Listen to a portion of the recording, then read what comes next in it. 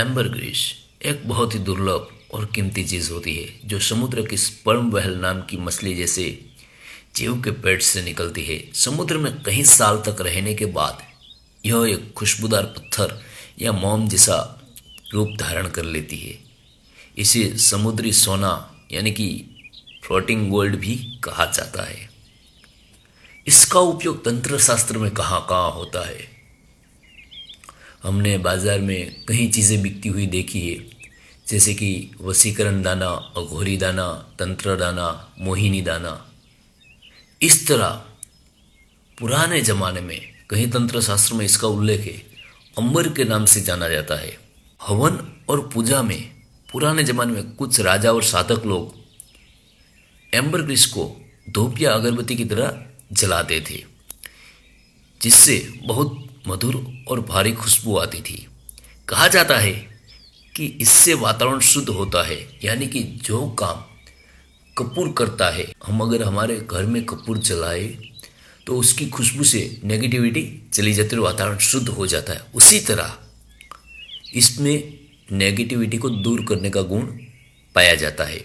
इसका उपयोग प्रेम और आकर्षण साधना में किया जाता है। जैसे कि अरब और तांत्रिक परंपरा में एम्बरग्रिस को आकर्षण और प्रेम बढ़ाने वाला पदार्थ माना गया है। इसका थोड़ा सा अंश सुगंधित तेल या इत्र में मिला जाता है, जिससे व्यक्ति की चारों ओर महक और ऊर्जा फैलती है। इसी कारण इसे शुक्र ग्रह से जुड़ा पदार्थ भी माना जाता है। अगर आपको आपका शुक्र तेज करना है तो आप जब शुक्र या कामदेव की साधना करते हो, उस वक्त अगर एम्बरग्रिस का यानी कि व्हेल मछली की उल्टी का थोड़ा सा अंश आहुति में दिया जाए तो आपका शुक्र कहीं गुना तेज हो सकता है। इसका उपयोग ताबीज़ और रक्षा के लिए भी किया जाता है। कई लोग पुराने समय में एम्बरग्रिस का उपयोग कपड़े में बांधकर गले में या कमर में रखते थे। मान्यता थी कि इससे बुरी नज़र, रोग और नकारात्मक शक्तियाँ दूर रहती है। कुछ जगह इसे भूत प्रेत से सुरक्षा देने वाली वस्तु भी कहा गया है और इसका उपयोग औषधि के रूप में भी किया जाता है। जैसे कि अरब, चीन और आयुर्वेदिक की कुछ किताबों में लिखा गया है कि एम्बरग्रिस को दिल, दिमाग और पाचन शक्ति के लिए अच्छा माना गया था, लेकिन आज के चिकित्सक ने इसे दवा के रूप में इस्तेमाल करने की सलाह नहीं देते हैं। पुराने तांत्रिक ग्रंथों और रसायन विद्या में इसे समुद्र की रहस्यमय शक्ति का प्रतीक माना गया है और कहा गया है कि इसे आकर्षक शक्ति और सौंदर्य तीनों की ऊर्जा होती है। इसलिए इसे कभी कभी विशेष साधनाओं में प्रयोग किया जाता है, जैसे कि अप्सरा को वश में करना, कर्ण पिशाचिनी को वश में करना, या फिर जिन को वश में करना, या यक्षिणी को वश में करने के लिए इसका उपयोग होता है। अगर आपको किसी भी अप्सरा को वश में करना है या यक्षिणी को वश में करना है या फिर कर्ण पिशाचिनी को वश में करना है, अगर आपके पास एम्बरग्रिस का थोड़ा भी अंश है, उसको जिस धूप को आप आहुति में देने वाले हो उस धूप में एम्बरग्रिस का वो अंश मिक्स कर देते हो, यानी कि सब भाग एकत्रित करके उसकी आहुति देते हो, तो वो सब प्रेतात्मा आने के चांस बहुत ही बढ़ जाते हैं।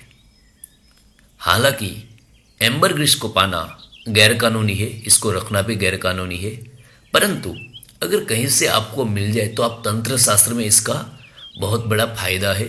आप तंत्र क्रिया में इसका बहुत ही लाभ ले सकते हैं। इससे वशीकरण टोटके, सम्मोहन के टोटके, मोहिनी के टोटके किए जाते हैं। उतना ही नहीं, परंतु इससे की हुई साधना 100% सिद्ध होती ही होती है, क्योंकि एम्बरग्रिस आपको बाजार में मिलने वाली चीज़ नहीं और वो बनती भी नहीं है। वो कुदरत की ओर से मिलती है और कुदरत की ओर से भी चली जाती है। अगर आपके पास कहीं भी ऐसा टुकड़ा आ जाए तो आप उसे साधना में भी उपयोग कर सकते हैं, दवाई में भी उपयोग कर सकते हैं और खुशबूदार इत्र बनाने में भी उपयोग कर सकते हैं। पर ये प्रतिबंधित है, इसलिए भारत की सरकार ने इसे रखना, बेचना दोनों पे गुना लागू किया है। हाँ, पर भारत के बाहर कुछ ऐसे देश है जहाँ पे बिकता है।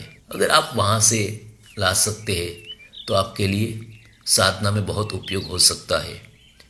आप इससे साधना कीजिए, चाहे कर्ण पिशाचिनी को अपने वश में कर सकते हैं, चाहे यक्षिणी को, चाहे अप्सरा को बुलाए, आपकी मर्जी आप पर निर्भर रहता है। या फिर वशीकरण, मोहिनी, सम्मोहन टोटके भी कर सकते हैं आप।